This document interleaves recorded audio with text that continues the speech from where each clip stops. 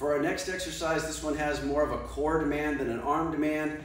You can make it with a leg demand as well, depending upon how you stand. It's called a Pallof press. So, named after John Pallof, a physical therapist in Boston. It's a really clever idea of a way of using resistance to challenge not just a movement, but the prevention of a movement. So this is right now, you can see this is a band that's trying to pull me this way. So the fact that I'm holding here and I'm not giving into it, turning to my right, all my left rotation muscles are working now to prevent me from turning to the right. My arms are close to my side right now, so the resistance isn't that much. But as I extend my arms out, now it's quite a bit harder. And where it gets more fun, this is one plane of motion.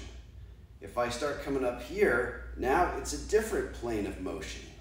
So now I get one plane of motion because gravity wants me to fall, a second plane of motion when my arm's in this direction, and a third plane of motion when I'm up here. It's a 3D world out there. We're going to train all three.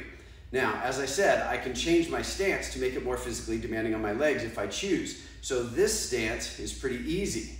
If you want to make it more of a challenge, get into this split stance. Again, front foot is flat, back foot's loaded on toes. I've got this here. And now one rep would look like this.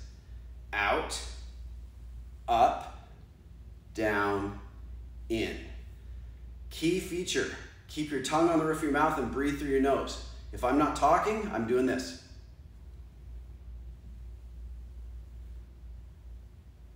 Then of course you can switch feet and turn around and do the same thing the other way.